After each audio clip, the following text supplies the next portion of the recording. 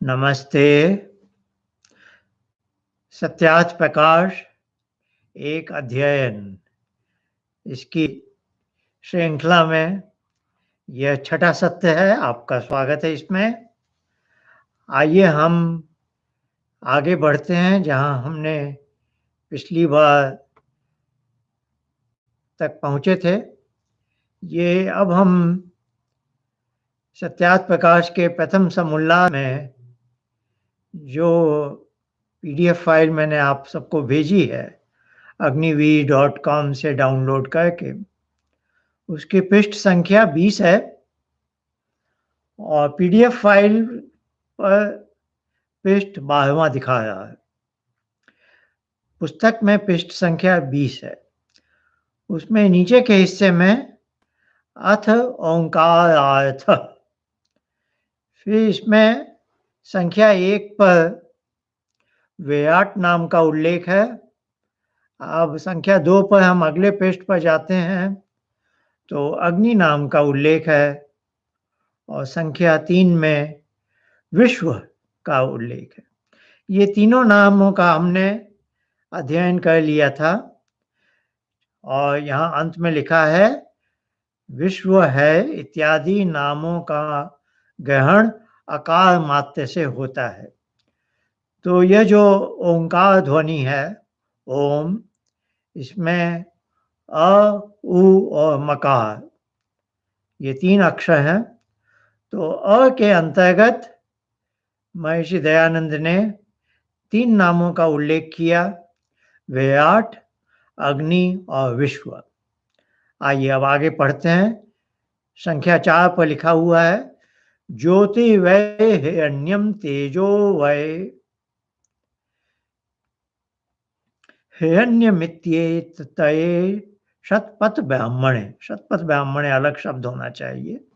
यो हिरण्यानाम सूयादीनाम तेजसाम गर्भ उत्पत्ति निमित्तम अधिकरणम स हिरण्यगर्भ, जिसमें सूर्यादि तेज वाले लोक उत्पन्न होकर जिसके आधार रहते हैं, अथवा जो सूर्यादि तेज स्वरूप पदार्थों का गर्भ नाम उत्पत्ति और निवास स्थान है, इससे उस परमेश्वर का नाम हिरण्यगर्भ है।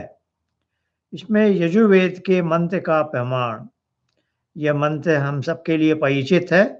ईश्वर स्तुति प्रार्थनोपासना का दूसरा मंत्र है हिरण्यगर्भ समवर्तताग्रे भूतस्य जातः पतिरेक आसीत् स दाधाय पृथिवीं द्यामुते मां कस्मै देवाय हविषा विधेम। इत्यादि स्थलों में हिरण्यगर्भ से परमेश्वर ही का ग्रहण होता है। तो हिरण्यगर्भ इन्होंने व्याकरण की दृष्टि से बताया और यजुर्वेद का एक मंत्र का प्रमाण भी दिया जिसमें वह परमेश्वर का वाचक है। इस सारे जगत को हिरण्य भी कहते हैं। हिरण्य जो कुछ बहुत ही चमकीला हो, सुवर्ण को भी कहते हैं। और यजुर्वेद 40वें अध्याय का जो अंतिम मंत्र है हिरण्मयेन पात्रेण सत्यस्यापि हितम मुखम, ऐसा करके, उसमें यह जो दृश्य जगत है उसको हिरण्य कहा है। और यह सारा, जैसे हम कहते हैं, ये जगत का एक नाम है ब्रह्मांड।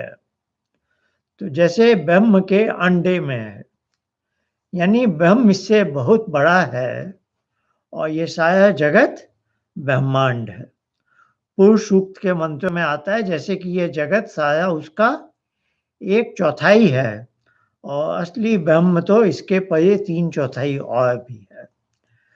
तो कहने का आशय है ये जो दृश्य जगत है हिरण्य गर्भ परमात्मा के गर्भ में है। जैसे बालक, एक शिशु जो माँ के गर्भ में बन रहा है, उसका लालन पालन माँ के द्वारा होता है। माँ की सांस ही उसके लिए सांस है।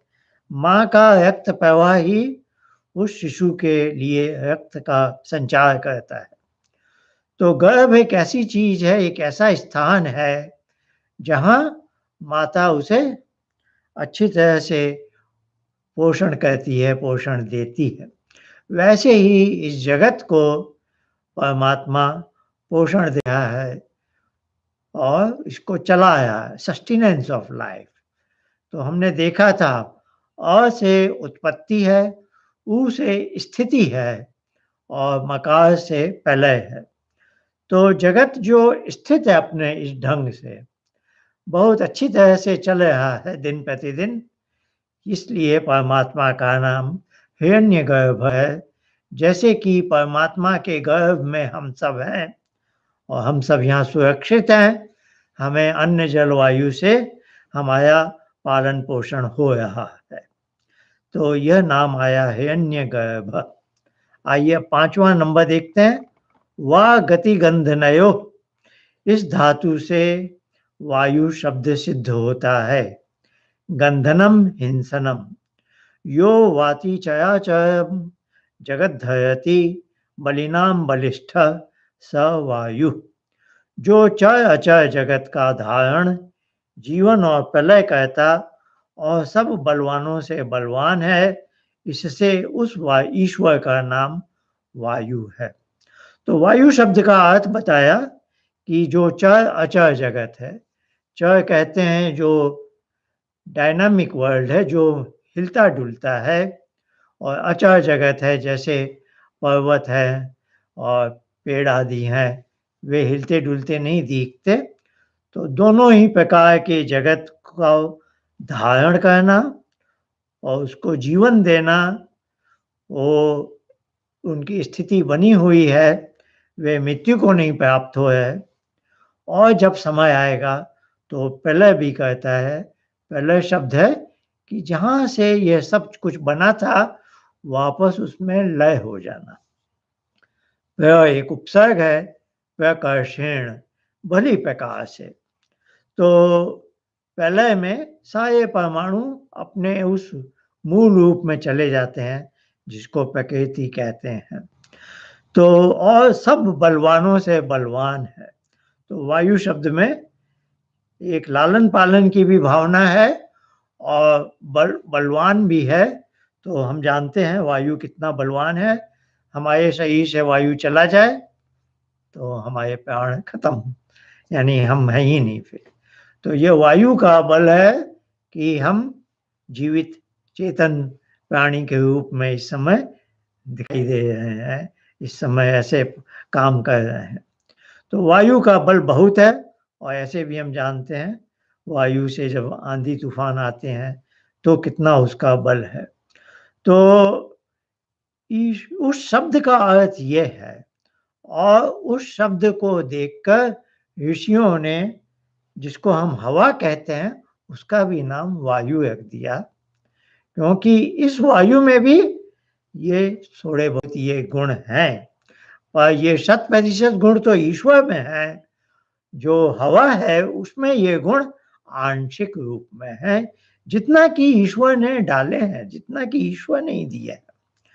तो वायु शब्द से मुख्य अर्थ ईश्वर का है, और जब दूसरा प्रकरण आएगा तो इस वायुमंडल वाले वायु का भी है। आइए 6ठा क्रम देखते हैं। तिज निशाने, इस धातु से तेज और इसे तद्धित प्रत्यय करने से तेजस शब्द सिद्ध होता है। जो आप स्वयं प्रकाश और सूर्यादि तेजस्वी लोगों का प्रकाश करने वाला है, इससे ईश्वर का नाम तेजस है। अब इधर बता रहे हैं तेजस शब्द क्या है। एक वैसे पदार्थ के लिए यह शब्द है जो स्वयं प्रकाशक हो, स्वयं ही प्रकाश देता हो, किसी और से प्रकाश लेकर नहीं देता। जैसे चंद्रमा का प्रकाश स्वयं प्रकाशक नहीं माना जाता, क्योंकि सूर्य का जो प्रकाश चंद्रमा पर पड़ता है उसी को वह परावर्तित करके भेज देता है। वह इसलिए चंद्रमा स्वयं प्रकाशक नहीं माना जाएगा, सूर्य है। पर हम और आप यदि चिंतन की गहराई में जाएं तो सूर्य भी अपने आप में वैसा स्वयं प्रकाशक नहीं है, क्योंकि वह तो जड़ पदार्थ है। उसको किसी ने बनाया है कि वह प्रकाश दे रहा है। तो उसको जो बनाने वाला है वो असली सूर्य है, वो है तेजस। उसने सूर्य को इस प्रकार से बनाया है कि सूर्य भौतिक प्रकाश हमें देता है और उस प्रकाश के कारण पृथ्वी में हम सब प्राणी जीवित रहते हैं, हमें ऊर्जा मिलती है, अन्न जल आदि वैसे ही उत्पन्न होता है। अन्न तो खेत में, जल है कि उससे उसकी धूप से नए बादल बनते हैं, तो बादल से हमें फिर शोधित जल, स्वच्छ जल वापस मिल जाता है। तो यह हुआ तेजस शब्द के बारे में। तेजस शब्द का मूल अर्थ है स्वयं प्रकाश करना, और उसके बल पर सूर्यादि जगत से सूर्यादि पदार्थ बनाकर हम सब प्राणियों को प्रकाश देना। आइए 7वां देखते हैं, ईश ऐश्वर्य। इस धातु से ईश्वर शब्द सिद्ध होता है। यह ईष्ट सर्वैश्वर्यवान वर्तते स ईश्वर। जिसका सत्य विचारशील ज्ञान और अनंत ऐश्वर्य है, इससे उस परमात्मा का नाम ईश्वर है। ऐश्वर्य तो हम जानते ही हैं, जो एक तरह की संपदा है। मोटे तौर पर लोग समझते हैं धन आदि की संपदा, और महर्षि हमेशा ऐश्वर्य के साथ पहले लिखते हैं ज्ञान। सबसे बड़ी संपदा ज्ञान होती है और उसके बल पर दूसरे ऐश्वर्य भी अर्जित किए जाते हैं। तो परमात्मा सबसे बड़ा ऐश्वर्यवान है, उसका पूरा ऐश्वर्य है, सारी सृष्टि का वह स्वामी है, ईश है। ईशावास्यमिदं सर्वं यत् किंचित जगत्याम जगत। तो उस सत्ता जो है उसका नाम ईश्वर है, क्योंकि वह सबसे अधिक ऐश्वर्यवान है। अब 8वां और 9वां का क्रम हम देख रहे हैं। अदिति और आदित्य, ये दो शब्द आएंगे। तो दो अवखंडने, ये एक धातु है, एक चीज है जिसको खंडित करके दो बना दी जाए, तो धातु ही है दो। और किस अर्थ में? अवखंडने, खंडन करने के, टुकड़े बनाने के लिए। इस धातु से अदिति, तो आगे लगा दिया निषेध के अर्थ में, कि जिसके दो टुकड़े किए ही नहीं जा सकते हों, जो हमेशा एक ही है, तो उस वस्तु का नाम हो गया अदिति। और इसमें एक प्रत्यय है, तद्धित प्रत्यय करने से आदित्य शब्द सिद्ध होता है। महर्षि लिखे हैं, न विद्यते विनाशो यस्य सो अयम अदिति। अदिति एव आदित्य। जिसका विनाश कभी न हो, उसी ईश्वर की आदित्य संज्ञा है। तो क्या कहा, जब उसके एक से दो टुकड़े ही नहीं किए जा सकते हैं, तो आगे के टुकड़े क्या करने की संभावना ही नहीं बनती, तो उसका कभी विनाश नहीं होता। कोई भी चीज नष्ट कैसे होती है? उसके टुकड़े टुकड़े करके वो चूर चूर हो जाती है। पर अदिति और आदित्य शब्द के अर्थ में यह भावना है कि कोई एक ऐसा पदार्थ, एक ऐसी वस्तु जिसको एक से दो ही ना टुकड़े हो, तो ईश्वर वैसा ही है कि उसके दूसरा, उसके टुकड़े अवखंडित नहीं किया जा सकता। अब 10वें और 11वें का क्रम है। धातु है ज्ञा। ज्ञा हम जानते हैं, ज्ञान जानने के अर्थ में। तो ज्ञा अवबोधने, बोध होना यानी जानना, तो अवबोधने ये धातु पाठ में इस तरह से पढ़ी गई है। उसमें एक उपसर्ग लगाया है, उपसर्ग यानी पहले लगता है प्रपूर्वक। इस धातु से प्रज्ञ, और इससे तद्धित करने से प्राज्ञ शब्द सिद्ध होता है। तो यहाँ दो शब्द बना रहे हैं, प्रज्ञ और प्राज्ञ। अब इसका अर्थ बता रहे हैं। यह प्र उपसर्ग है प्रकृष्टतया, चयाचयस्य जगतो व्यवहारम जानाति स प्रज्ञ। प्रज्ञ एव त्याज्य, तो दोनों के अर्थ एक ही हैं। जो निर्भ्रांत ज्ञान युक्त सब चराचर जगत के व्यवहार को यथावत जानता है, इससे ईश्वर का नाम प्राज्ञ है। तो ये तो स्पष्ट बात है, ईश्वर इस जगत की सब चीजों का सबसे अच्छा ज्ञाता है। बल्कि ये कहेंगे, जैसा महर्षि ने आर्य समाज के प्रथम नियम में लिखा है, सब सत्य विद्या और जो पदार्थ विद्या से जाने जाते हैं, उन सब का आदि मूल परमेश्वर है।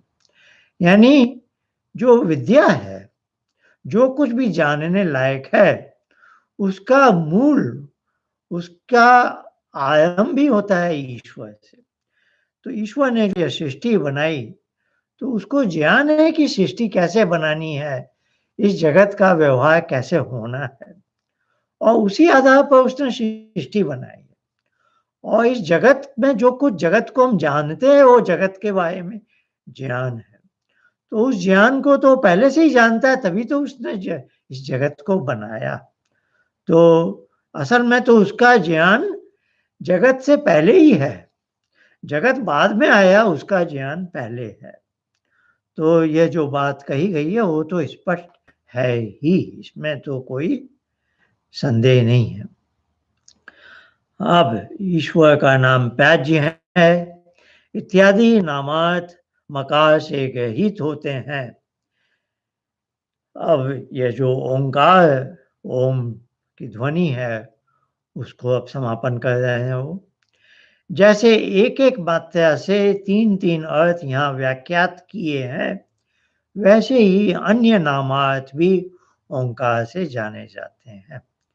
तो इन्होंने तो आकाश से तीन नाम निकाले, विराट, अग्नि और ऐसे जो क्या था तीसरा, विराट, अग्नि और विश्व। और उकार से बनाया हिरण्यगर्भ, वायु और तेजस। और मकार से बताया हमें ईश्वर, आदित्य और प्राज्ञ, और साथ साथ अदिति और प्रज्ञ भी आ ही गया इंसिडेंटली। तो उन्होंने तीन तीन नाम बताए हैं। मैंने भी पिछले एक सत्र में उल्लेख किया हवन के एक मंत्र का, ओम भू अग्नये प्राणाय स्वाहा। तो इसमें अब देखिए भू और प्राण भी है जो अग्नि के साथ जुड़े हैं। तो आकार की तालिका यदि हम बनाएंगे तो उसमें ये भी जुड़ जाएगा। तो सृष्टि की उत्पत्ति, स्थिति और प्रलय, ऐसे तीन तालिका बनाई। अ उ मकार, फिर अग्नि और विराट और विश्व डाला। अब इसमें हम आकार के नीचे भू और प्राण भी डाल सकते हैं। उकार के नीचे हिरण्यगर्भ, ये डाले गए थे वायु और तेजस। तो इसके नीचे हम भूर वायवे अपानाय स्वाहा, भूह और अपान भी डाल सकते हैं। और जैसे मकार के नीचे ईश्वर, आदित्य और प्राज्ञ डाले गए, हम स्वयादित्याय व्यानाय स्वाहा में स्व और व्यान भी डाल सकते हैं। तो यही महर्षि ने संकेत दिया है कि अन्य नाम भी इसी तालिका में और भी डाले जा सकते हैं, जो स्थिति से, उत्पत्ति से, स्थिति से अथवा प्रलय के से ज्यादा मेल खाते हैं। आइए अब प्रथम समुल्लास एकदम आरंभ भी किया था उन्होंने एक मंत्र से, ओम शन्नो मित्र शम वरुण, ऐसे करके। तो सबसे पहले ओम था, अब ओम की व्याख्या कर दी है उन्होंने, और अ उ मकार के तीन नाम। अब आगे के नाम लिख रहे हैं वे, जो इस मंत्र से में मित्रादि नाम हैं, वे भी परमेश्वर के हैं, क्योंकि स्तुति, प्रार्थना, उपासना श्रेष्ठ ही की जाती है। श्रेष्ठ उसको कहते हैं जो अपने गुण, कर्म, स्वभाव और सत्य सत्य व्यवहारों में सबसे अधिक हो। अब अगले पृष्ठ पर जा रहे हैं हम। पृष्ठ संख्या 22 है, पीडीएफ की पृष्ठ संख्या 14। उन सब श्रेष्ठों में भी जो अत्यंत श्रेष्ठ, उसको परमेश्वर कहते हैं, जिसके तुल्य न कोई हुआ, न है और न होगा। जब तुल्य नहीं तो उससे अधिक क्यों कर हो सकता है। जैसे परमेश्वर के सत्य, न्याय, दया, सर्व सामर्थ्य और सर्वज्ञत्व आदि अनंत गुण हैं, वैसे अन्य किसी जड़ पदार्थ व जीव के नहीं हैं। जो पदार्थ सत्य है, उसके गुण कर्म स्वभाव भी सत्य ही होते हैं। इसलिए सब मनुष्यों को योग्य है कि परमेश्वर ही की स्तुति, प्रार्थना और उपासना कहें, उससे भिन्न की कभी न कहें। क्योंकि ब्रह्मा, विष्णु, महादेव नामक पूर्वज महाशय विद्वान, दैत्य, दानवादि निकृष्ट मनुष्य और अन्य साधारण मनुष्यों ने भी परमेश्वर ही में विश्वास करके उसकी स्तुति, प्रार्थना और उपासना कही, उससे भिन्न की नहीं की। वैसे हम सबको करना योग्य है। इसका विशेष विचार मुक्ति और उपासना के विषय में किया जाएगा। तो इन्होंने मिथ्य शब्द को लिया है और कहा है कि मिथ्य परमेश्वर के लिए ही है, क्योंकि स्तुति, प्रार्थना, उपासना श्रेष्ठ ही की जाती है। फिर श्रेष्ठ उसको कहते हैं जिसके गुण, कर्म, स्वभाव और व्यवहार सर्वोत्तम कोटि के हों, सर्वोच्च कोटि के हों।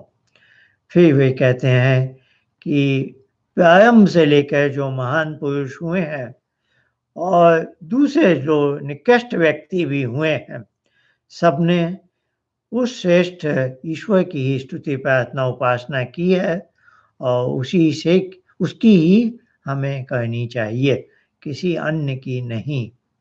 तो यह जो मंत्र है, सन्नो मित्यम समवर्ण, इसमें जो स्तुति और प्रार्थना उपासना का भाव है, वो कहना चाह रहे हैं कि यह प्रकरण स्तुति, प्रार्थना, उपासना का है।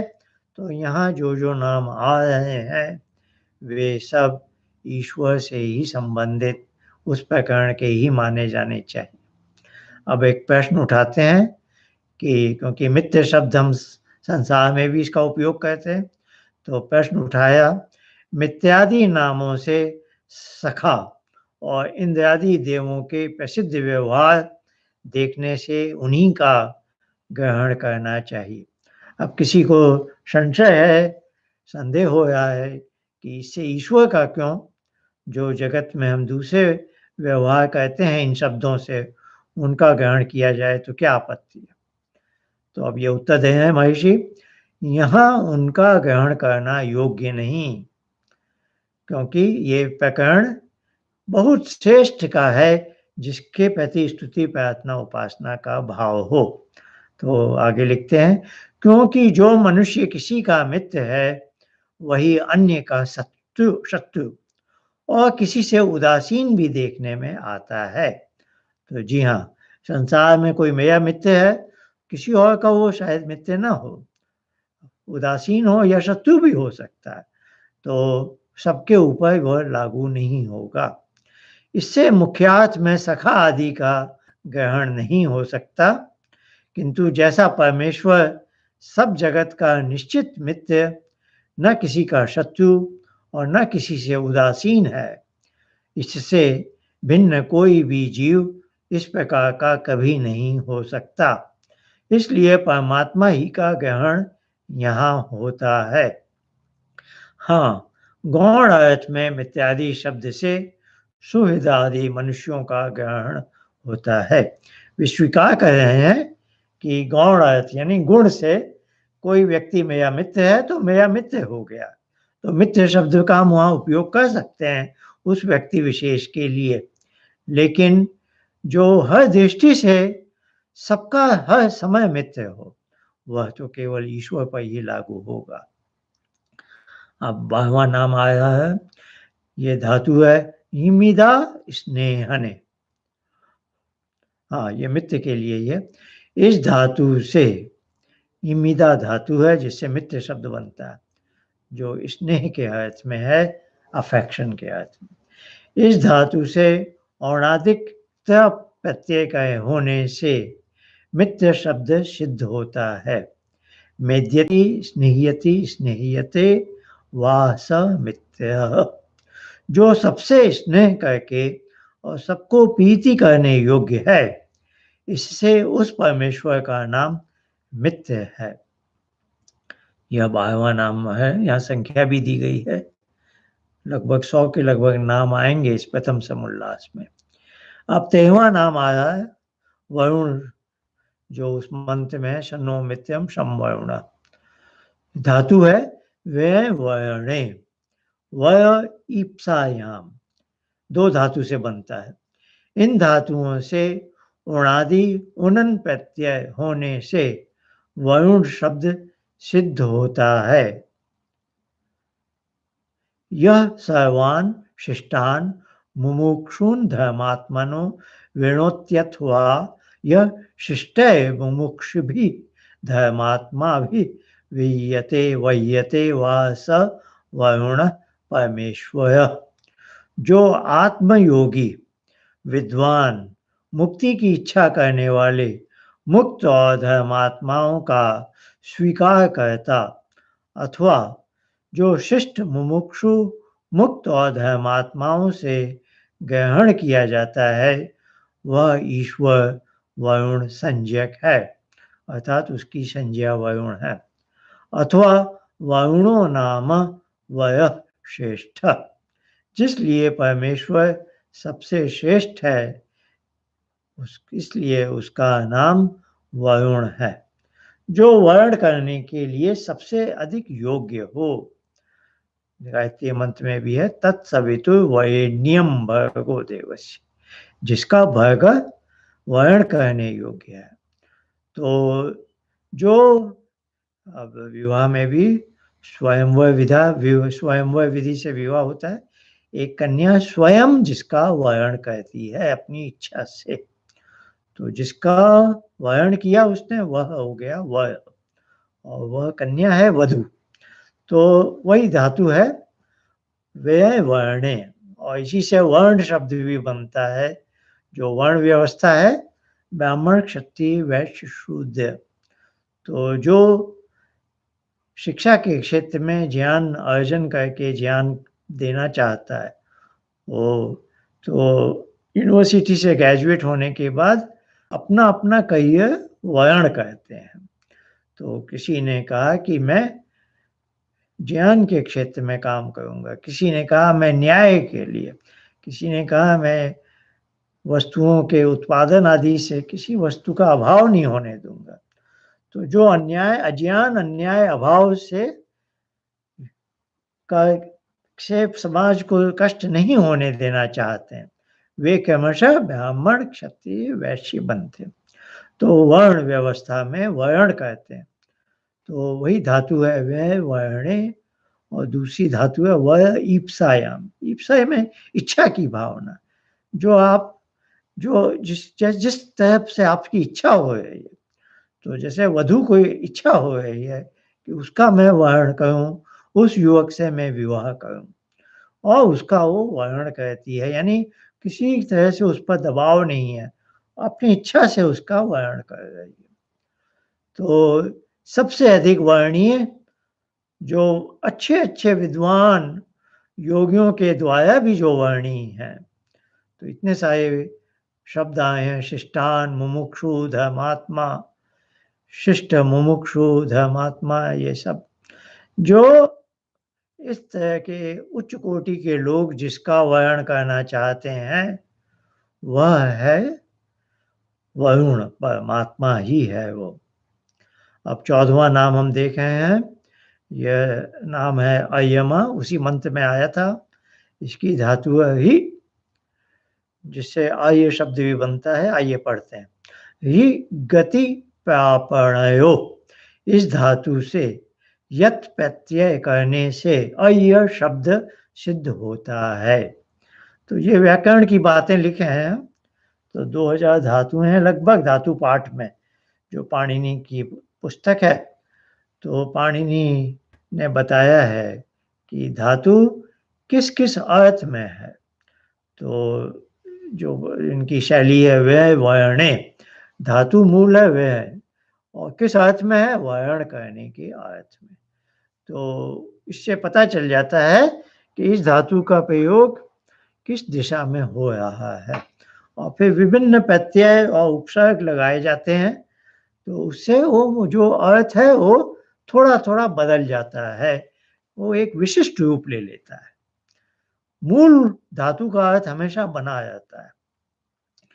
तो बड़ी ही वैज्ञानिक भाषा है। तो पाणिनि का व्याकरण, तो फिर व्यय वर्णे, तो एक उनका अष्टाध्यायी में सूत्र है हलंत्यम, तो जो अंत में यह है यकार, उसका लोप होगा, इतस्य लोप है, इत संज्ञा है। ऐसे करके पूरा संस्कृत के करोड़ों अरबों शब्दों को जैसे बांध दिया गया है, एक नियमों के अंतर्गत उनको अनुशासित कर दिया गया। तो पाणिनि अपनी पुस्तक को शुरू भी करते हैं अथ शब्दानुशासनम। तो ये बड़ी वैज्ञानिक भाषा है, जितना हमें इसको समझ पाए अच्छा है। थोड़ा थोड़ा जो लोग आर्य समाज से जुड़े हुए हैं उन्हें संस्कृत का थोड़ा अध्ययन कर लेना चाहिए। तो आइए 14वां हम पढ़ रहे थे, ही गति प्रापणयो, इस धातु से यत प्रत्यय करने से अय शब्द सिद्ध होता है। और अय पूर्वक, पूर्वक यानी पहले आएगा। अब एक और धातु, दो धातु से कम जोड़ा जाएगा, मांग माने, इस धातु से कनिन प्रत्यय होने से अयमा शब्द सिद्ध होता है। एक तरह का समास हो गया, दो शब्दों को जोड़कर एक नया शब्द कंपाउंड वर्ड बनाया जाएगा।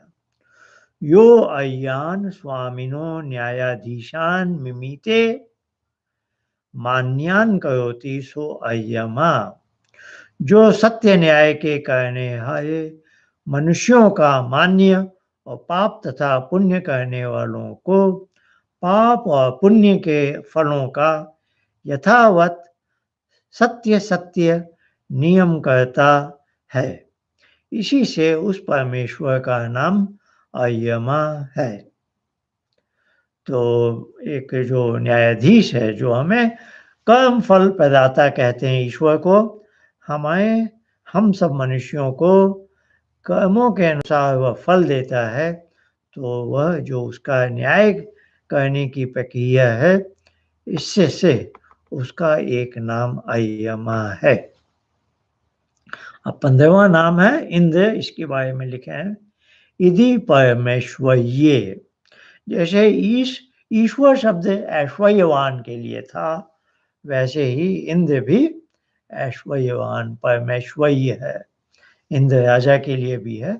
तो देखिए, इधि परमेश्वर्ये, इस धातु से रन प्रत्यय करने से इंद्र शब्द सिद्ध होता है। यह इंदति परमेश्वर्यवान भवति स इंद्र परमेश्वर, जो अखिल ऐश्वर्य युक्त है, इससे उस परमात्मा का नाम इंद्र है, जो सारे जगत का राजा है।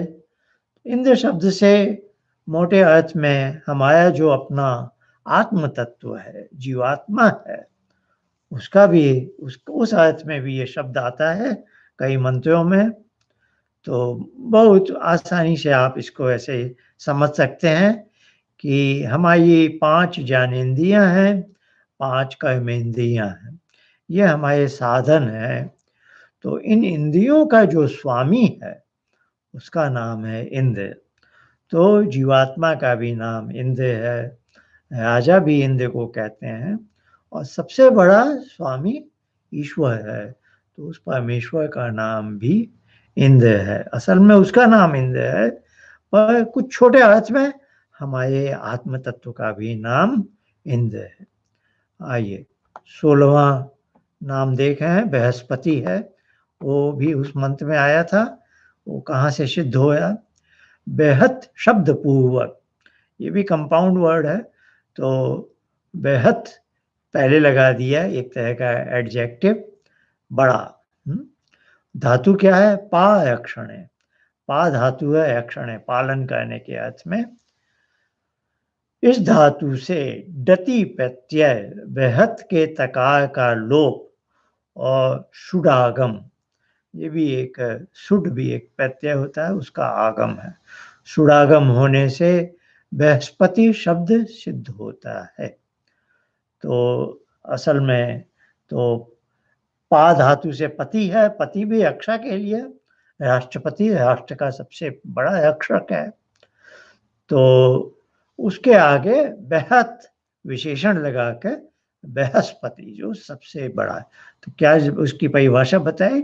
यो बृहताम आकाशादीनाम पति, सबसे बड़ी चीज है आकाश, उतने बड़े आकाश का भी जो रक्षक हो, स्वामी हो, पालयिता स बृहस्पति, जो बड़ों से भी बड़ा और बड़े आकाशादि ब्रह्मांडों का स्वामी है, इससे उस परमेश्वर का नाम बृहस्पति है।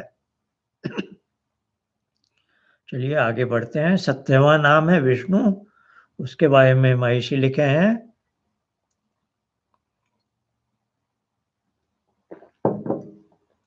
धातु है विश्ले व्याप्तो, इस धातु से नु प्रत्यय होकर विष्णु शब्द सिद्ध हुआ है। व्यवेष्टि व्याप्नोति चराचरम जगत स विष्णु, चर और अचर रूप जगत में व्यापक होने से परमात्मा का नाम विष्णु है। वो सर्वव्यापक है, सब जगह प्रवेश किया हुआ है। और विश्व शब्द में भी आया था, विश्व प्रवेश ने, वो सब चीज में प्रवेश करता है। तो यहाँ एक मोटे तौर पर अर्थ है कि वो ऐसा नहीं है कि कोई चीज बनी हुई है उसके अंदर भी वो घुस गया, वो उसके अंदर पहले से ही व्याप्त है। तो इस बात को थोड़ा जोर देकर बताया गया है कि वह सब में व्यापक है और जगत की सारी चीजें, चर अचर जो भी है, वो सब उसके लिए व्याप्य है। जैसे हमारे आत्मा में भी वो व्यापक है, तो हम हो जाते हैं व्याप्य और वह है व्यापक। जैसे जल में वायु प्रवेश कर जाता है, जल में, क्योंकि वायु जल की अपेक्षा ज्यादा सूक्ष्म है, तो वायु का जल में व्यापक है जल में, और जल व्याप्य है। तो हमारा आत्म तत्व तो प्रकृति के परमाणु से भी सूक्ष्म है, पर परमात्मा उससे भी अधिक सूक्ष्म है कि परमात्मा हमारे आत्मा में भी व्यापक है और हमारा आत्मा उससे व्याप्य है। तो विश्व व्याप्तो धातु, अब विष्णु शब्द से हमारे अधिक पौराणिक भाई कुछ और अर्थ लगाते हैं, पर शब्द का ये जो निहित अर्थ है उससे आप अलग नहीं हो सकते, क्योंकि भाषा बड़ी वैज्ञानिक है और धातु और वो सब एक विशेष अर्थ में है। तो वेद में वो शब्द आया है और वेदांग कहलाता है व्याकरण। तो व्याकरण जब एक अर्थ हमारे सामने प्रस्तुत करता है तो हम उससे दूर नहीं जा सकते। तो विष्णु शब्द का वो जो ब्रह्मा विष्णु महेश कह के कुछ लोगों ने परंपरा बना दी है, वो सही नहीं है। विष्णु शब्द का मूल अर्थ यही है कि विश्व व्याप्त, वह सब जगह सर्वव्यापक है। आइए 18वां नाम देखें हम, जो है उरुक्रम के।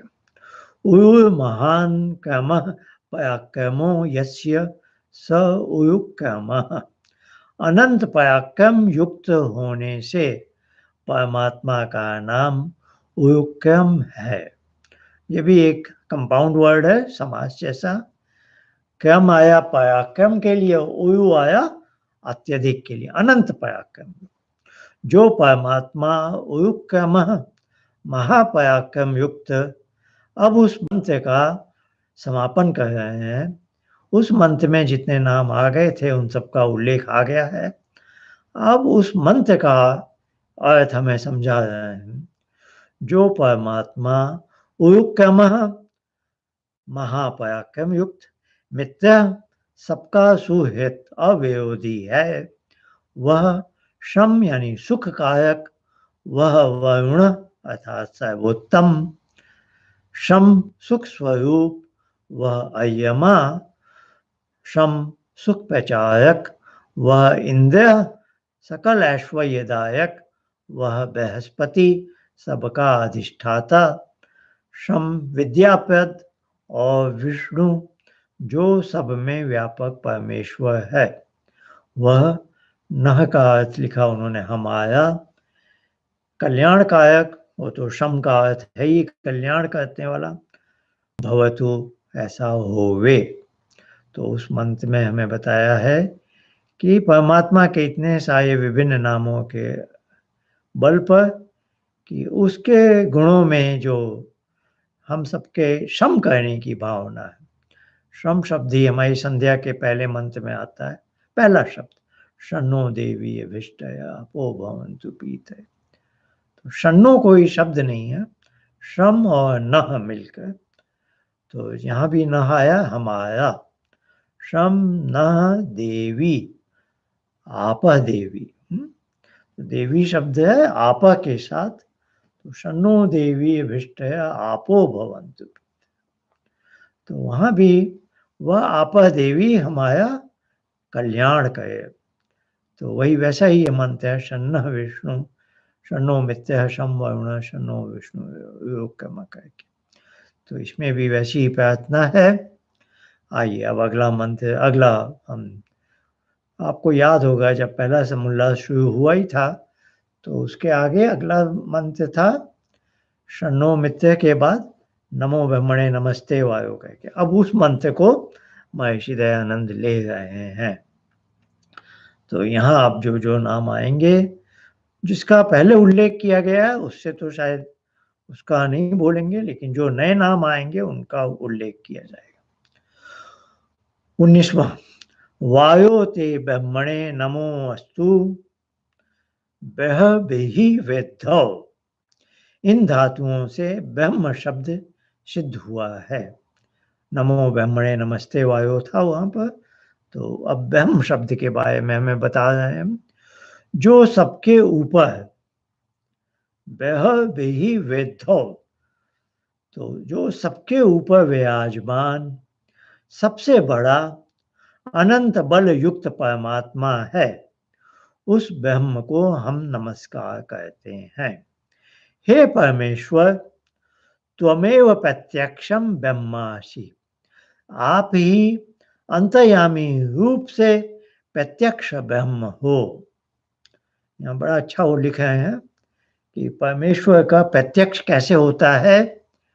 वो आंखों से तो नहीं दिख रहा, लेकिन जहां मैं हूं वहां उसके अंदर वो समाया हुआ है, सर्वा अंतर्यामी है।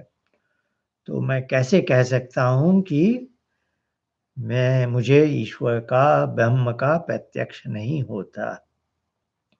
आगे 7वां समुल्लास में बताएंगे वो ईश्वर का प्रत्यक्ष होता है। फिर एक और उसका प्रमाण देंगे कि हम जब भी कोई गलत काम करने की सोचते हैं और उस दिशा में थोड़ा भी आगे बढ़ते हैं तो हमारे मन में शंका, भय और लज्जा उत्पन्न होती है। जैसे कोई मुझे रोक रहा है, कोई मुझे चेतावनी दे रहा है कि क्या ये गलत काम करना उचित है तुम्हारे लिए। किसी ने हमें स्वतंत्रता दी हुई है कर्म करने की, लेकिन जब कोई गलत काम की ओर बच्चा भी उद्यत होने लगता है तो माता पिता उसे चेतावनी देते हैं। तो इसी प्रकार हमें हमारे अंदर बैठा हुआ ईश्वर चेतावनी देता है। तो वो ईश्वर का प्रत्यक्ष है, जैसे कि वो मुझसे बोल रहा और मैं सुन रहा हूं। तो जब वो बोल रहा है मैं सुन रहा हूं, तो मैं कैसे कह सकता हूं कि मुझे ईश्वर का प्रत्यक्ष नहीं होता। तो यह वो प्रमाण वहां देंगे। तो यहाँ उन्होंने उसी का संकेत दिया है। आप ही अंतर्यामी रूप से प्रत्यक्ष ब्रह्म हो, प्रत्यक्ष लगा दिया उन्होंने यहाँ। त्वामेव प्रत्यक्षम ब्रह्म वदिष्यामि, मैं आप ही को प्रत्यक्ष ब्रह्म कहूंगा, क्योंकि आप सब जगह में व्याप्त होके सबको नित्य ही प्राप्त हैं। अब एक वक्ता, एक लेखक कह रहा है कि मुझे तो आप प्रत्यक्ष देखते ही हो, और मैं दूसरों को भी, अपने पाठकों को, अपने श्रोताओं को भी यही बताऊंगा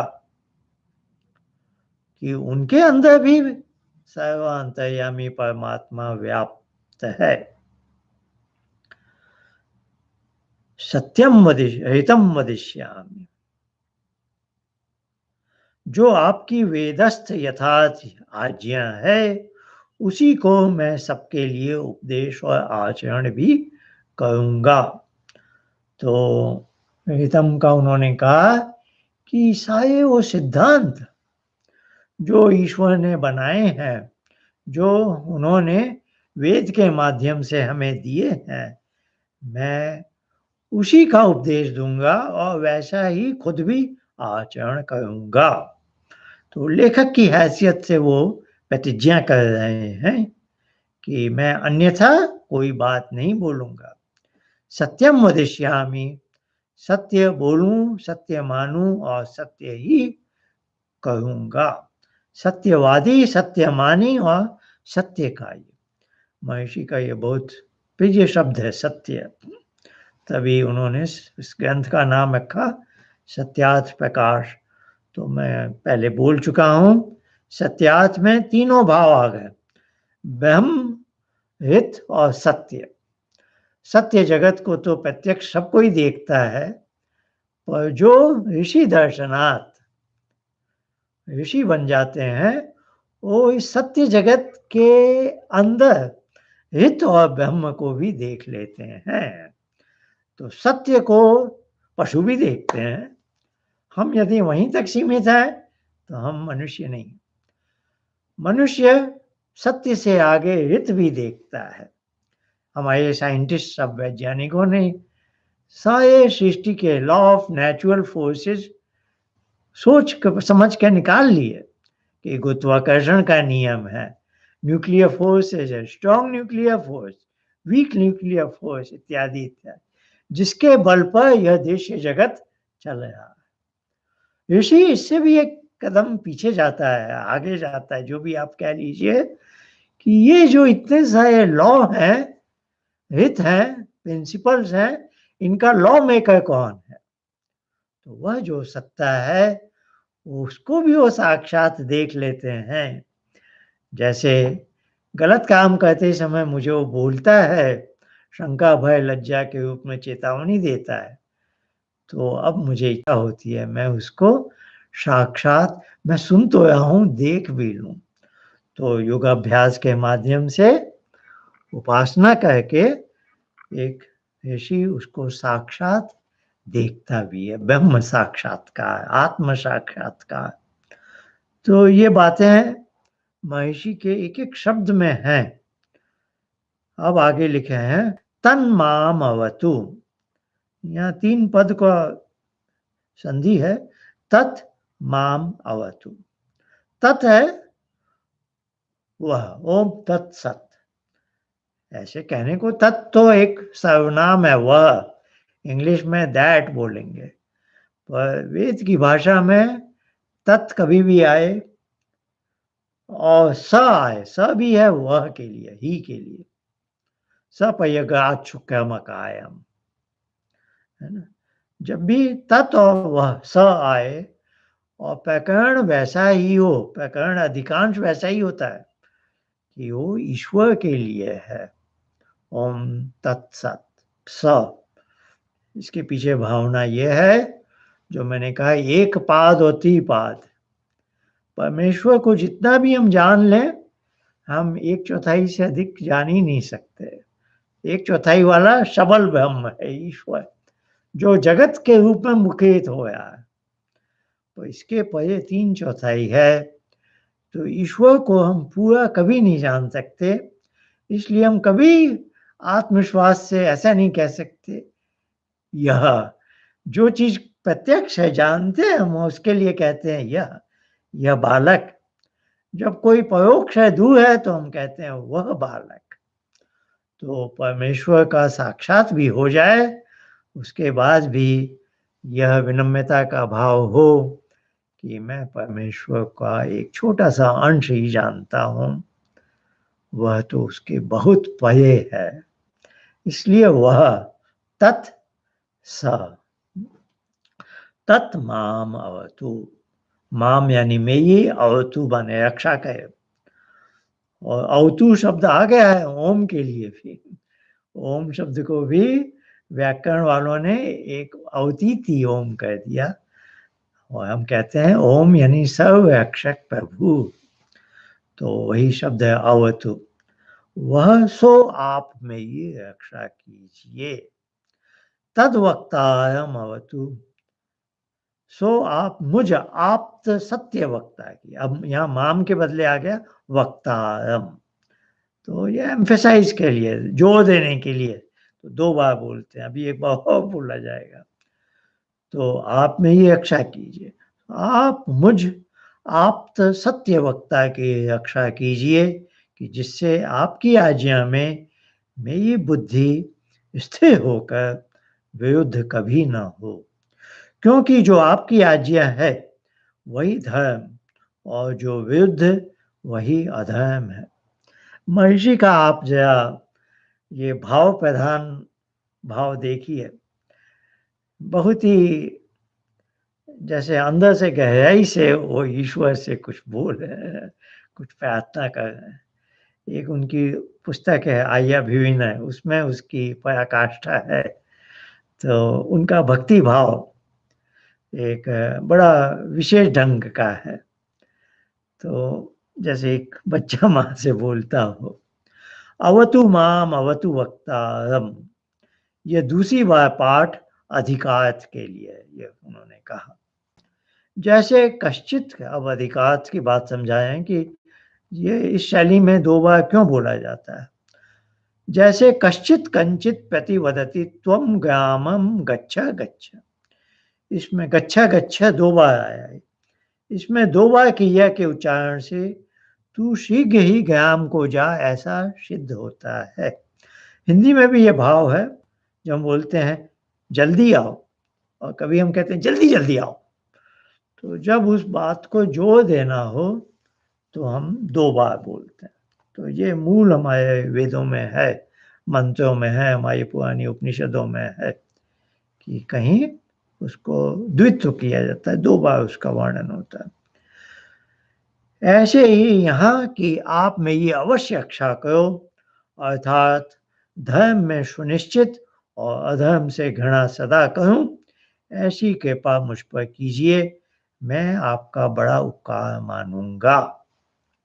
जो सत्यार्थ प्रकाश के प्रथम समुल्लास के आरंभ में 2 मंत्र थे, ओम शन्नो मित्रः, और फिर था ओम नमस्ते ब्रह्मणे वायो, ऐसे करके उन दोनों मंत्रों के अर्थ अभी दे दिए हैं।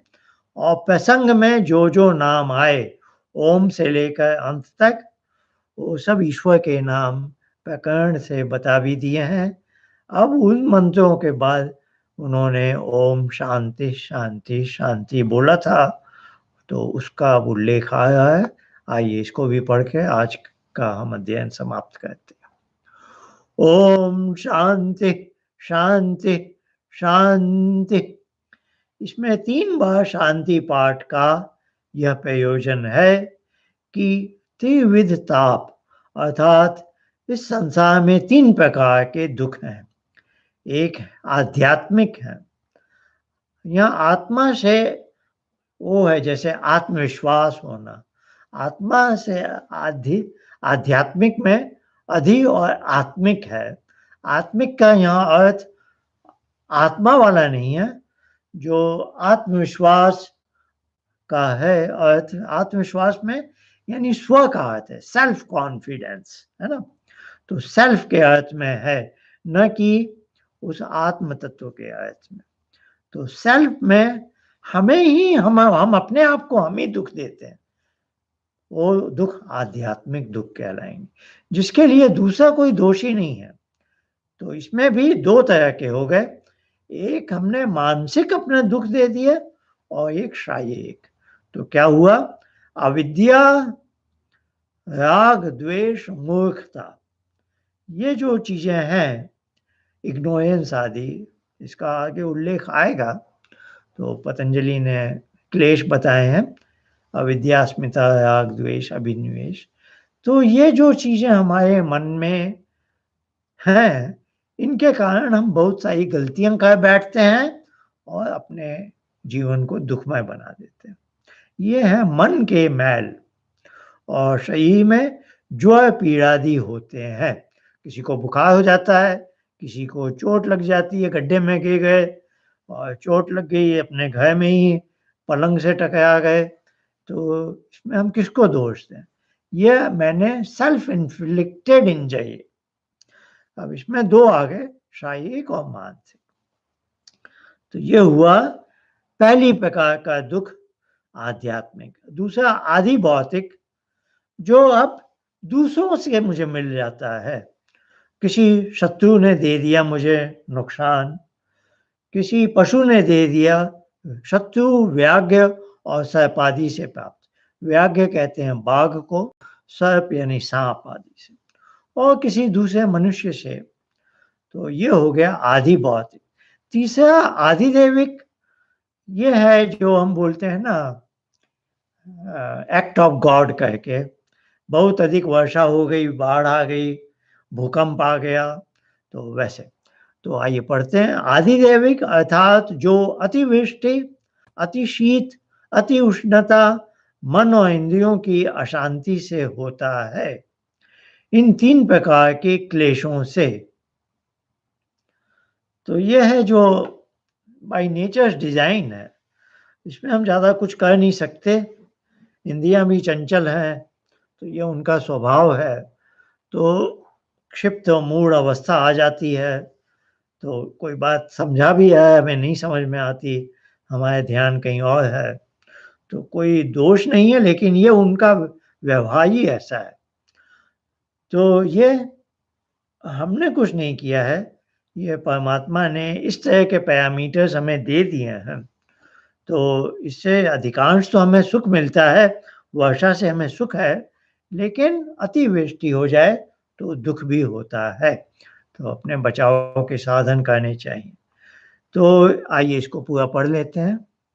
इन तीन प्रकार के क्लेशों से आप हम लोगों को दूर करके कल्याणकारक कर्मों में सदा प्रवृत्त रखिए, क्योंकि आप ही कल्याण स्वरूप सब संसार के कल्याणकर्ता और धार्मिक मुमुक्षुओं को कल्याण के दाता हैं। इसलिए आप स्वयं अपनी करुणा से सब जीवों के हृदय में प्रकाशित होइए, कि जिससे सब जीव धर्म का आचरण और अधर्म को छोड़ के परमानंद को प्राप्त हों और दुखों से पृथक रहें। आइए आज का छठा सत्र हम यहाँ समाप्त करते हैं। अब अगले सप्ताह मिलेंगे। धन्यवाद।